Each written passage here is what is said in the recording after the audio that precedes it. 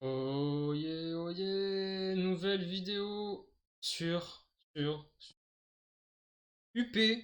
cathédrale. Là, j'ai exagéré. Là, mon accent là, il était dégueulasse. Voilà comment on fait preuve d'un accent dégueulasse. Donc, Upper Cathedral Ward, en gros, c'est le faubourg de la cathédrale supérieure. On va parler un petit peu de cette boîte puisque je viens de la découvrir. Euh, Dans le jeu vidéo, c'est une zone optionnelle qu'on fait si on a envie. Euh, qu'une qu'une petite zone, on va dire. Et en gros, ça se passe. Alors, je préfère prévenir quand même. On est dans une vidéo totalement spoil. C'est pour ça que j'ai mis une petite lumière bleutée et tout. On est dans l'ambiance. Là, c'est tentaculaire. Il y a tout ce qu'il faut. Voilà. Donc, du coup, oui, dans le jeu vidéo, en fait, il s'agit d'une zone qui se déroule au-dessus du faubourg de la cathédrale. Euh, Et si vous ne connaissez que le jeu de société, ça se déroule au-dessus de la campagne Les Secrets de l'Église. Voilà. Voilà un petit peu pour l'info. Et ils en ont fait du coup une campagne indépendante comme toutes les petites boîtes. Et donc du coup je vais en parler. Comme vous le savez aussi, je m'étais réservé deux boîtes. C'était Mergoz Loft et Faubourg de la Cathédrale Supérieure. Exprès, ça fait 2 ans que j'ai ces boîtes et je n'y avais jamais joué. Pour avoir toujours quelque chose à découvrir parce que j'adore découvrir des choses de ce jeu et j'avais fait exprès de les avoir, de les garder précieusement de côté. Et là, ben, il fallait qu'au bout d'un moment je le fasse. J'ai découvert du coup cette campagne.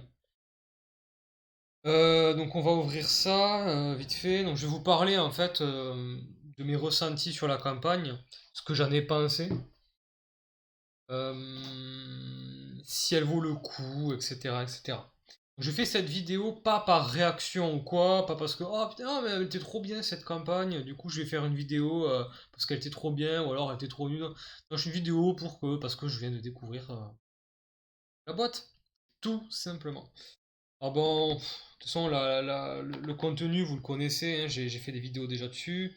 On va voir cette grande tuile là. Oui, qui c'est qui me parle? On s'en fout. YouTube. Euh, alors on a affaire au plus gros paquet, on va dire, le plus gros deck du jeu, puisqu'il y a 68 cartes à l'intérieur. J'étais un petit peu incapable de vous dire quel était le concept, on va dire, du gameplay, du jeu, de cette campagne, parce que je ne l'avais pas encore découvert, souvenez-vous. Euh, En gros, c'est quoi l'ambiance de la campagne? Avec les êtres cosmiques. Donc un délire d'êtres cosmiques, des extraterrestres, quoi. Vous voyez un petit peu les ennemis ici, avec ceux qui sont en bas. Un petit peu le délire, hein, de ce à quoi il faut s'attendre. Comme ambiance, en tout cas. Alors, je ne peux pas vraiment trop juger la campagne, puisque j'ai perdu. Voilà, je préfère vous le dire, je me suis fait défonsax en troisième chapitre. Je n'ai pas pu voir un seul bout du boss. Malheureusement, mon chasseur est mort avant. Euh, alors déjà, je vais établir un petit peu ce que j'en ai pensé et je vais commencer par un petit peu les points négatifs. Alors, en réalité, je vous le dis direct, j'ai pas vraiment kiffé cette campagne. Euh, pour X, Y raison, mais pour juger une campagne, franchement, il faut la faire au moins 2 fois, je trouve. Parce que franchement, en plus, il y a un deck. Même les campagnes elles-mêmes, il y a tellement de missions, tellement de trucs différents à faire.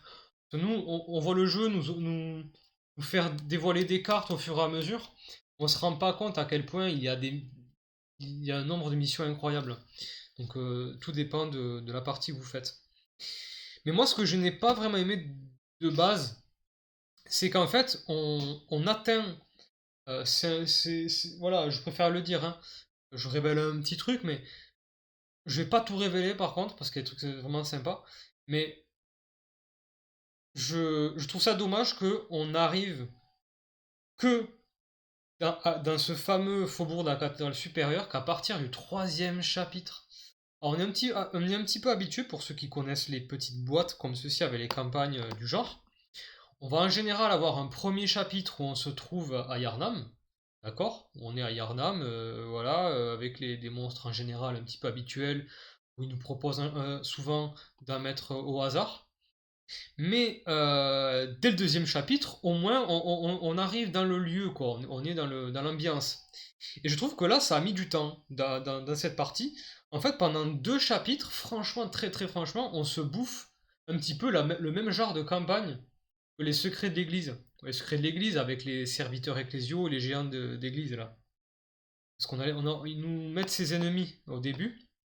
Donc on a l'impression que c'est les secrets de l'église, la campagne. Donc le premier chapitre, par là où je suis passé en tout cas, ben, rien de particulier. Franchement, rien de particulier. J'ai pas eu de chance parce que j'ai pris un chasseur qui était assez lent. Et à la fin, bon, là où je suis passé, parce qu'il y a tellement de solutions, d'embranchements de missions, j'ai eu affaire à un. Comment on appelle ça? Un PNJ, tout simplement, voilà. Un PNJ qui était rapide et qui déséquilibrait. Donc j'arrêtais pas de me faire déséquilibrer, etc. Ce qui fait que j'ai perdu un moment fou. Donc vous savez, je fais la variante de la piste de chasse, donc j'ai perdu carrément toute une piste de chasse à combattre cet ennemi. Je suis arrivé en retard au second chapitre, et du coup en retard au troisième, et là c'était terminé pour moi. Euh, donc je me suis retrouvé bloqué à cause de mon chasseur et la mission, et, enfin le PNJ au hasard que j'ai mis, du coup m'a pas avantagé. Donc, en tout cas, le premier chapitre, je l'ai pas trouvé incroyable. Franchement, il s'est rien passé de particulier. Et voilà, ce que je dis, c'est que on a l'impression que c'est les secrets de l'Église. Si vous avez, franchement, si vous avez vraiment kiffé la campagne de la boîte de base, les secrets de l'Église avec un petit peu l'ambiance, ésotérisme, etc., vous devriez kiffer ça. Surtout si vous aimez un petit peu tout ce qui est être cosmique. Vous voyez là, truc être cosmique et un petit peu des ennemis tentaculaire avec des espèces de. Voilà. Là, si c'est le cas, cette boîte, vous pourriez l'apprécier, franchement. Mais, je le répète, on apparaît dans le milieu, on est vraiment dans le truc qu'à partir du troisième chapitre. D'ailleurs, cette tuile, là, par où je suis passé, malheureusement, on ne la voit qu'au troisième chapitre, alors que dans toutes les autres boîtes, en général, on rentre dans le truc à partir du deuxième. Donc pour ces points-là, j'ai trouvé ça un petit peu dommage, et c'est ce qui m'a... j'ai trouvé un petit peu trop banal, en fait, la campagne. Alors, ce qui est intéressant, maintenant, je vais passer sur les points positifs. Normalement, je devrais avoir rien oublié, hein. Voilà. Déjà, les ennemis sont assez particuliers, puisque Euh, ils vont en fait, comment dire, ils vont être de plus en plus forts en fonction de l'évolution du chapitre. Donc à la fin du chapitre, donc plus vous avez de lucidité, d'accord, de mission réussie, plus ils vont faire de dégâts et plus ils vont faire de choses. Donc c'est toute l'essence, on va dire, de la campagne, de jouer avec le nombre de lucidité, surtout au niveau des ennemis, en fait, surtout au niveau des ennemis. Donc plus les ennemis ont, pardon, plus on a de lucidité, plus les ennemis vont être forts. Donc en général, à la fin des chapitres, les ennemis sont très très forts. Donc je parle en l'occurrence des émissaires célestes, mais aussi des buveurs de cerveau. Les buveurs de cerveau, c'est pareil. Plus vous avez de lucidité, plus ils font mal. Mais vraiment mal, quand je dis ils sont féroces, ils sont vraiment violents. Voilà. Donc sur ce point, au niveau des ennemis, c'est assez cool. Mais on commence à profiter un peu trop tard dans le chapitre, malheureusement. Euh, Ensuite, comme autre point, il y a un système, un mécanisme qu'ils mettent en place dans la campagne. C'est ce fameux système de savoir du démon. Donc, Madman's Knowledge, c'est les savoirs du démon. Et en fait, il va y avoir plein de cartes comme ceci, comme vous voyez là. Je ne vais pas toutes vous les montrer. Mais là, par exemple, à chaque fois qu'un chasseur tue un serviteur de l'église ou un géant d'église, ce chasseur gagne un savoir du démon. Donc c'est des petites ressources que vous allez collecter. Donc ça fait un petit peu, on collecte des ressources. Et des fois, il y a des cartes qui vont nous permettre de les dépenser. Là, j'en ai peut-être pas. Voilà. Pour éviter que, par exemple, les émissaires célestes se régénèrent. Donc ils se régénèrent à un point de vie. Donc en fait, c'est